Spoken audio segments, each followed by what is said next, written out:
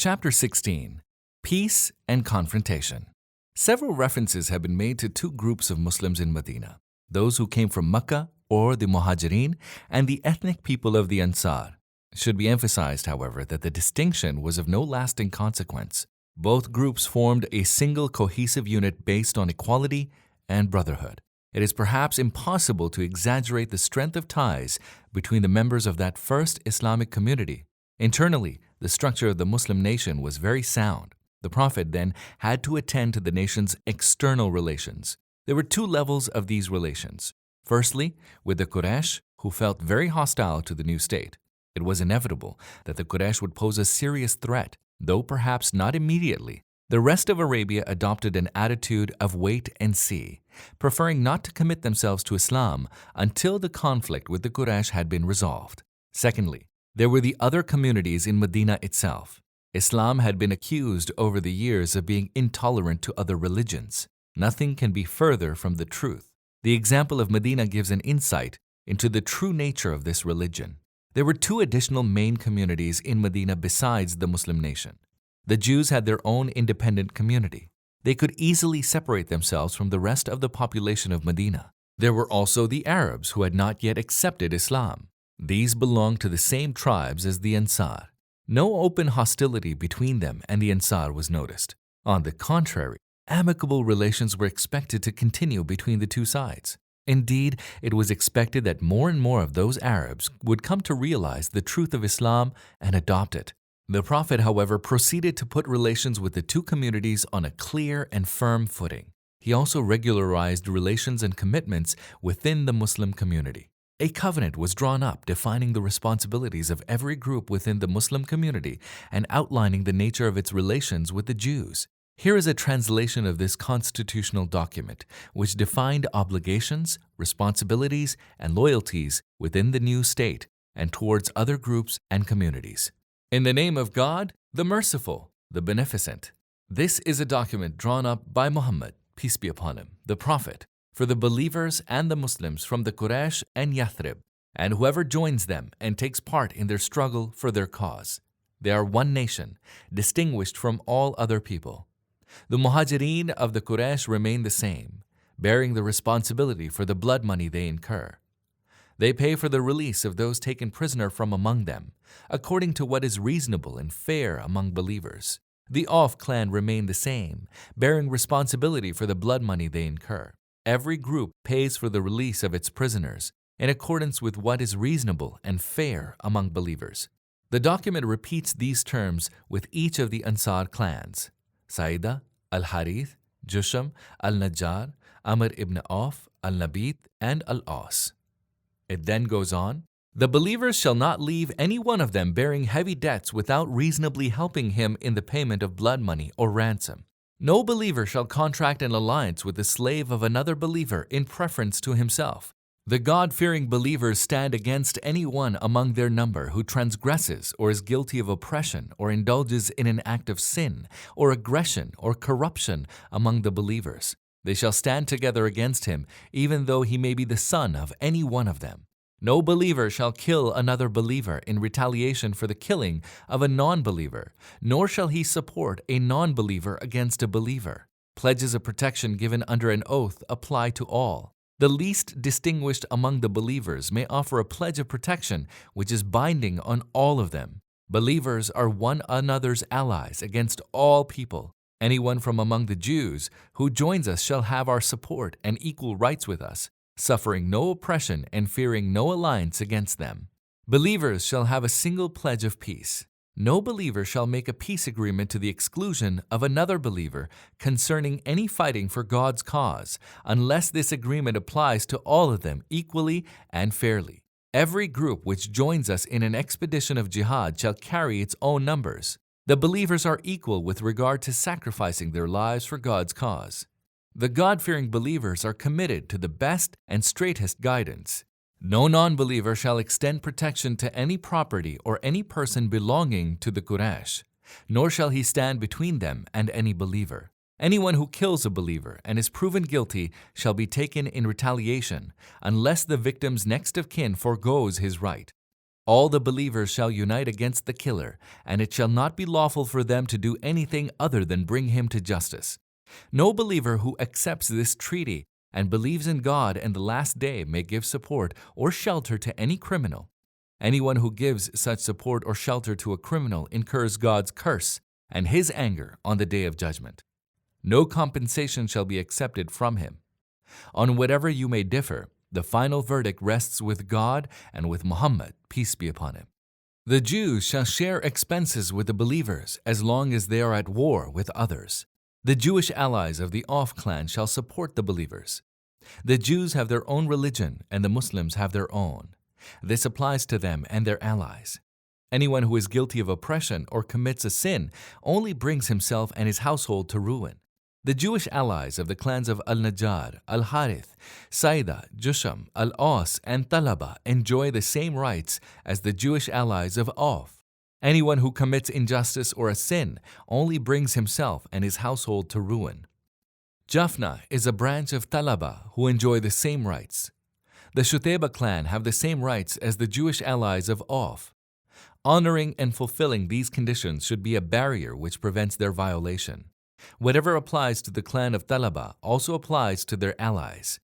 The families and households of the Jews are in the same position as themselves. No one of them shall leave without the permission of Muhammad, peace be upon him. Nothing shall be allowed to prevent retaliation for an injury. Whoever kills actually kills himself and brings his whole household to ruin, with the exception of one who is victim of injustice. God certainly approves these terms. The Jews shall bear their expenses, and the Muslims shall bear theirs. They are required to render support against anyone who fights any party to this agreement. They owe it to each other to give sincere counsel. Fulfillment of the terms of this agreement should prevent its violation.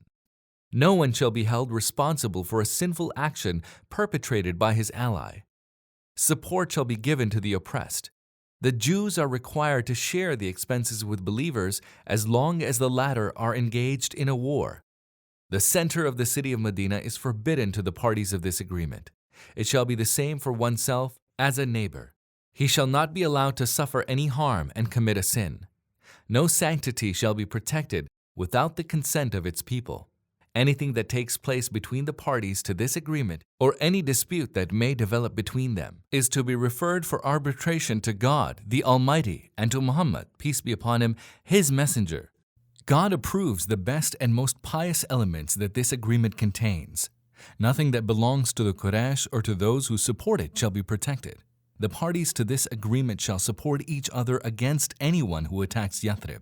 If they are called upon to enter into any peace agreement, then they will do so. If they are invited to something like that, then the believers are required to support it, except with those who fight to suppress the faith. Every group shall bear its share of responsibility in the part closest to them. The Jewish allies of Al-Aus, their own people and their allies have the same rights and obligations as the parties to this agreement, and this shall be sincerely honored by the parties to this agreement. Fulfillment of the terms and conditions of this agreement shall prevent their cancellation. Everyone shall bear the responsibility for whatever action he perpetrates. God approves the best and most truthful of what this agreement contains. This agreement does not give immunity from punishment to anyone guilty of oppression or sin. He who leaves Medina shall be safe, and he who stays shall be safe, unless he is guilty of injustice or sin. God is the protector of those who fulfilled their pledges and are God-fearing, and so is Muhammad, peace be upon him, God's messenger. This agreement was the first of its kind in Arabia. It defines the sort of relationship that should exist within the Muslim community, and it defines the position of the Jews and their relationship with the Muslim state. The agreement considers the Jews as citizens within the Muslim state. They enjoyed their religious freedom and state protection. They were required to support the Muslim state against an enemy that attacked it. The Jews were also required to give sincere counsel to the Muslim state and never to conspire against it or to withhold information which was important to the security of the Muslim state. On the other hand, they were not allowed to leave Medina without permission from the Muslim state, which enjoyed all sovereignty and would arbitrate in any dispute that might arise between the Jews and the Muslims. The arrival of the Prophet, peace be upon him, in Medina heralded the establishment of the first Islamic state in history. That the foundations of this state needed continuous consolidation was very clear to the Prophet, right from the beginning. His initial major actions as he took charge in Medina reflect his keen awareness of that need. He built the mosque, which was a place of worship, a people's assembly, and the palace of government, all in one. He established a new and strong bond of brotherhood between his followers to consolidate the inner structure of his community. He also signed a treaty with the Jews to ensure peace in Medina and to free himself to face outside threats, which were only to be expected. The Quraysh could not remain idle while the new state in Medina acquired increasing strength. The Quraysh was bound to conclude that the Islamic state in Medina was going to challenge for supremacy in Arabia. It was expected that the Quraysh might, before long, try to launch an all-out campaign to eliminate such a challenge before it had a chance to gather strength. A show of force by the Muslims in Medina was therefore important in order to make the Quraysh think twice before embarking on any such hazardous course of action. One may note here that up to the last few months of the Prophet's active work for Islam in Mecca, Muslims were commanded by God not to resort to arms in any confrontation with non-believers. Several reasons may be advanced for such a policy. Firstly, the Meccan period was one of education of a certain people in a new tradition. The Muslim Arabs had to be trained not to retaliate for personal injury, but to look beyond their own persons and interests and to think first of their new community. Secondly, the use of force in the Meccan period might have led to increased stubbornness on the part of the Quraysh and consequently to a never-ending series of killing for vengeance. The blame for such an event would undoubtedly have been laid at the door of Islam. Thirdly, the use of force might have led to numerous little family wars as the believers still lived with their own families and clans. Since the Muslims were still small in number, they might have been totally exterminated. Fourthly, Muslims would have lost all the support of their clans. We have seen how the support of the Hashemites guaranteed for the Prophet all the protection he needed to continue his efforts in fulfillment of his mission. As the Meccan period drew to an end, permission to fight the non-believers was given to the Prophet and his followers. This came in a Quranic verse which was revealed shortly before the Ansar made their second covenant with the Prophet. No fighting, however, took place before the Prophet's emigration. There was every indication that it would come soon. Hence, preparations for such an eventuality were called for. The Muhajirin and the Ansar were good fighters. Almost every one of them had fought with his tribe. As already related, the two tribes to whom the Ansar belonged were involved in a fierce battle shortly before they came to know about Islam. But all this experience was not quite enough for the Prophet's purposes. The Muslim community would never fight a tribal war. A new army had to be built on a basis totally different from anything known in Arabia, the basis of faith. Thus, the purpose of war would be different. The soldier's attitude to death in battle would be based on the Islamic view that a martyr is certain to be admitted to heaven. His attitude to his fellow soldiers would also be completely different. The Prophet wasted no time in building such an army. The Prophet had moved without a moment's delay to consolidate the foundations of his new state. Internally, the fabric of the social structure of the new society was of the highest quality. Relations with other communities in Medina were put on a sound basis. A well-trained army, which was soon to prove its caliber, was built up. The establishment of the new state was indeed a great achievement which crowned the Prophet's hard work over the past 14 years. Since Medina was not an isolated city, its relations with its neighbors were highly important. All around Medina, there were Bedouin tribes which did not have much of an idea about Islam. Independent though these tribes were, their natural sympathies were with the Quraysh. Like the Quraysh, there were pagans for whom religious values did not count for much. More importantly, the Quraysh was still the recognized superpower in Arabia. Something had to be done to persuade those Arab tribes that things had changed. Moreover, the Prophet's mission was universal. That is, he was commanded by God to make his message known to all mankind and to call upon them to believe in it. At no time did the Prophet envisage the establishment of the new state as his final objective. It was simply the base from which he would move to explain his message to the rest of Arabia and thence to the world at large. To achieve both objectives, the Prophet started to send out armed groups of his companions in what historians have called saraya, which may be roughly translated as expeditions. Practically speaking, these were maneuvers through which the Muslims learned a great deal about their enemies, their capabilities, their strong influence on other tribes, and the depth of their feelings against the new state. At the same time, these maneuvers enhanced the Muslims' fighting ability and enriched their knowledge of the surrounding area. The first expedition set out barely 6 months after the Prophet's arrival in Medina. 30 men from the Muhajirin, commanded by Hamza, the Prophet's uncle, went towards the coast to stop a Quraysh trading caravan. The leader of the caravan was none other than Abu Jahl, who had 300 men with him. No clash took place, as a tribal chief called Majdi ibn Amr of Juhayna intervened to prevent it. This expedition took place in Ramadan of the first year of the Islamic calendar. The following month, Shawwal, the Prophet's companion, Ubaidah ibn al-Harith, commanded a 60-man strong expedition with the Prophet's instructions to go deep into the district of Rabigh, which was closer to Mecca than Medina. There, at a spring called Ahya, they met Abu Sufyan leading a Quraysh force of 200 men. The two sides shot their arrows at each other, but no direct fighting took place. A few weeks later in Dhul Qa'dah, Sa'd ibn Abu Waqqas was the commander of a 20-man strong expedition which went on foot, traveling by night and hiding during the day. On the 5th day, they arrived at a place called Al-Kharar, which was, according to their instructions, the furthest point they could reach. Having learned that the Quraysh caravan they were supposed to intercept had been a whole day ahead of them, they had to go back. Nearly 3 months later, in Safar of the following year, the Prophet himself led a group of his companions and set out until he reached a place called Wadan. There he concluded a peace agreement with a tribe called Damra. He met no enemy and went back. Having rested in Medina for a short while, he set out again, leaving Abu Salama to deputize for him in Medina. He went as far as Al-Ashira, close to Yanbu, where he stayed for a few days and made another peace agreement with the allied tribes of Mudlij and Damra. He then went back to Medina. Shortly afterwards, Qarz ibn Jabir of the Fihr tribe raided the grazing grounds on the outskirts of Medina. The Prophet himself chased him with a group of his companions up to the valley of Safwan, close to Badr. Qarz escaped.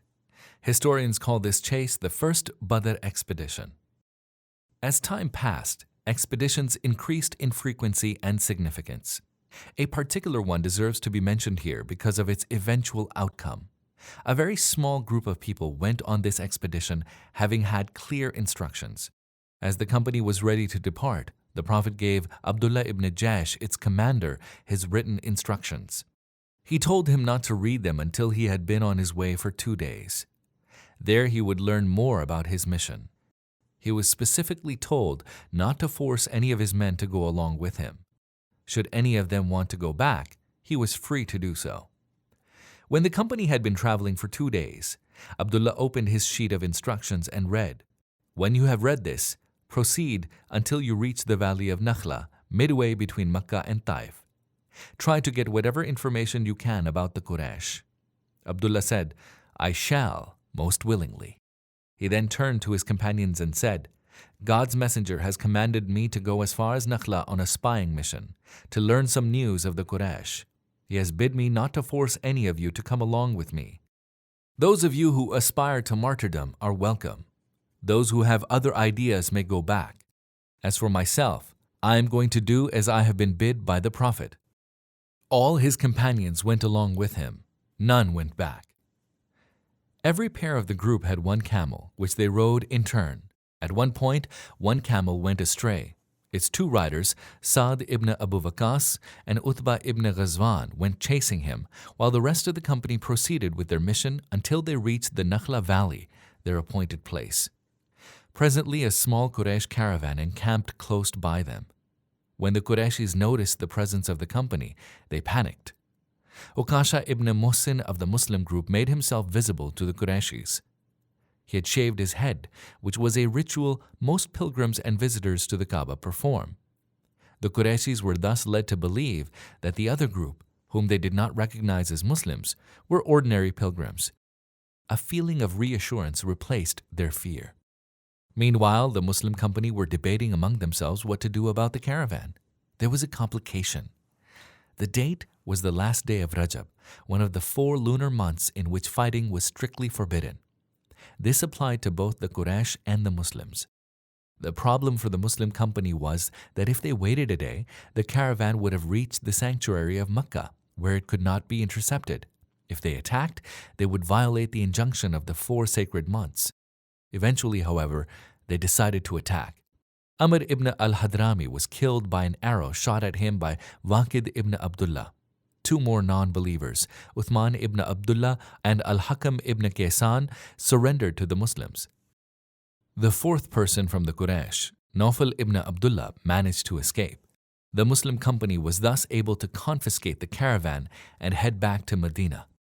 When they arrived, the Prophet refused to take the 2 prisoners or the caravan, saying to the company, "I have not asked you to fight in the sacred month."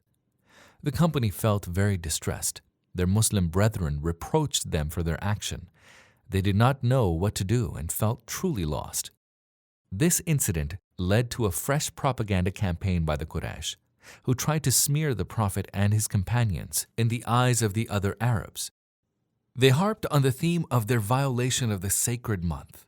The whole thing was a matter of affliction for the Muslims until God allayed their worries with fresh revelations of the Quran, which declared that to turn the Muslims out of Mecca was a much graver sin than the killing of a non-believer in the sacred month. They ask you about fighting in the sacred month. Say, fighting in it is a grave offense, but to turn people away from the path of God, to disbelieve in Him and the sacred mosque and to expel its people from it, all this is a much graver offense in God's view. Indeed, religious persecution is worse than killing. They, that is your enemies, will not cease to fight against you until they force you to renounce your faith, if they can. But he who renounces his faith and dies a non-believer, his works shall come to nothing in this world and in the world to come. It is such people who are destined for the fire, therein to abide forever. 2:17. When the Prophet received that revelation, he took custody of the 2 prisoners and divided the caravan among his companions. The Quraysh sent for the release of the 2 prisoners in return for ransom. The Prophet told them nothing could be done before the return of the other 2 of his companions, Sa'd and Utbah, who were delayed chasing their camel. "If you kill them," he said, "we will kill your 2 men." Sa'd and Utbah arrived shortly afterwards. The Prophet accepted the ransom for the 2 prisoners. One of them, al-Hakam ibn Kaysan, however, declared his acceptance of Islam and stayed in Medina. The other went back to Mecca, where he later died. The smear campaign launched by the Quraysh against the Prophet and his companions, making use of the fighting that took place in one of the 4 sacred months, soon died down after the Quran had put the whole issue in the right perspective. The Quraysh was guilty of much graver violations of divine laws and therefore had no right to claim any virtue for themselves or to shame the Muslims for their action, serious though it might have been. It is noteworthy here that despite the fact that the Quraysh and the rest of the Arabs did not believe in Islam and did not accept Muhammad, peace be upon him, as a prophet, they could not refute the argument of the Quran, whose words enjoyed much weight with the majority of Arabs. The expedition related above, led by Abdullah ibn Jahsh, was in a sense the turning point which transformed the early military maneuvers into well-organized military activity, including a number of major battles. That expedition was, perhaps, an early short peak which was a prelude to a climb of very high mountains. It was an expedition of 8 men penetrating deep into enemy territory to demonstrate the vulnerability of the southern trade route from Mecca to Yemen. The clash took place over 500 kilometers away from Medina in a valley midway between 2 centers of population which were very hostile to the Muslims, Mecca and Taif. It was therefore a demonstration of the Muslims' dedication to their cause and their willingness to take great risks to secure a strong, well-protected base for their faith. The early expeditions achieved considerable results for the Muslims. They enabled them to form a good idea of the geography and topography of the area surrounding Medina. They identified the routes followed by trade caravans traveling between Mecca and Syria. They also established contacts with several tribes in the area and entered into alliances with some of them. The Muslims also proved that they were powerful enough to defend themselves and their faith against any external or internal threat. They were aware that threats could potentially come from either direction. Internally, the Jews and the Arabs who had not accepted Islam could pose a threat, while externally, the Quraysh and her allies were on the lookout for a chance to crush the new Muslim state. The Prophet also introduced certain new tactics which he employed in these expeditions. Most important among these was secrecy, which helped in taking the enemy by surprise. As a result of these expeditions, the Quraysh recognized that its trade route to Syria was no longer secure. As Mecca relied on trade, such insecurity and the threat of an economic siege were restraining factors against the Quraysh making any rash move against the Muslims in Medina.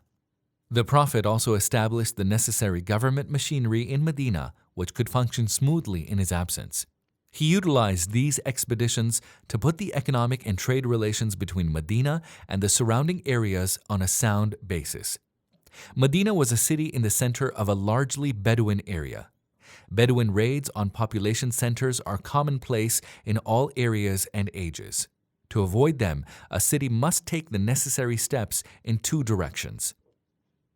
Peaceful, through alliances made with at least a significant section of the Bedouin tribes. Militant, by demonstrating the ability to inflict painful, measured punishment when the need arises.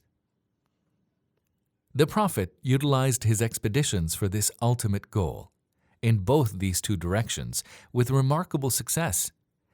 Yet the struggle against paganism could not be won merely by sending out small expeditions to demonstrate Islamic force. A long, hard struggle was yet to come. An important event which took place some 16 or 17 months after the Prophet had settled in Medina was the change of direction Muslims face when they offer their prayers. While the Prophet was still in Mecca, he was ordered to turn towards Jerusalem when he prayed. Muslims complied with this divine instruction and continued to do so after they had emigrated to Medina, where they came in close contact with the Jews.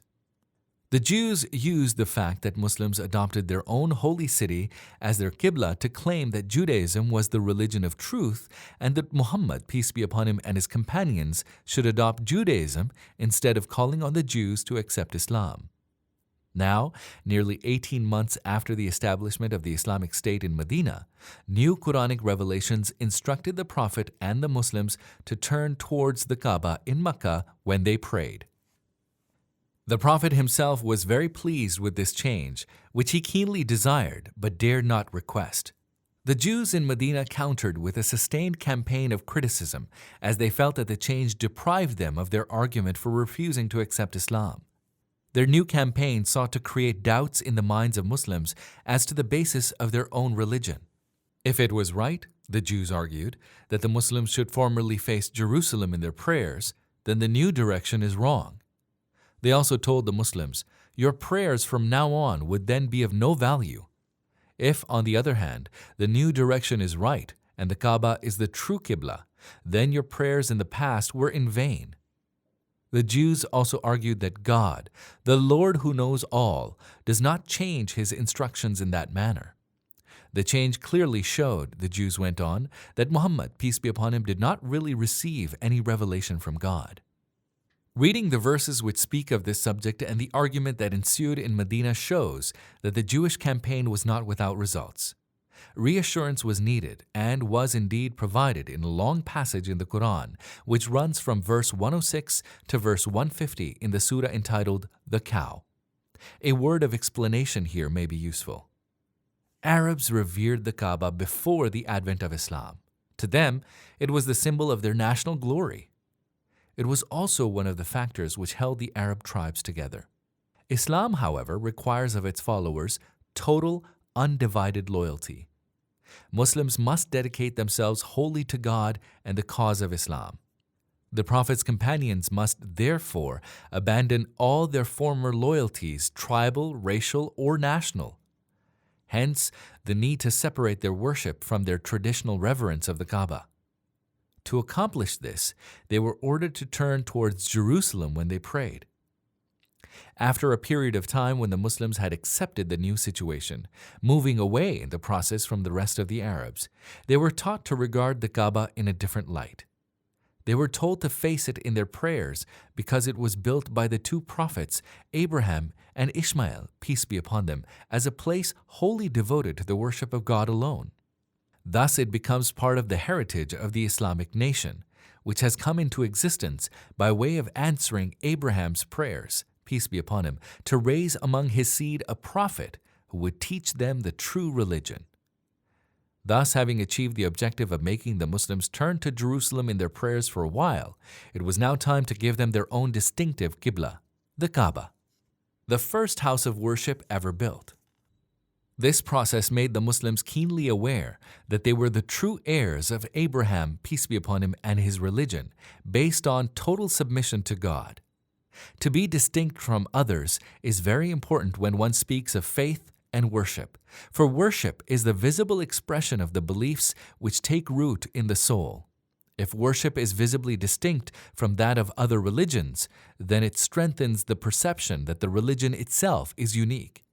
The purpose of giving the Muslims their own Qibla must be seen in this light.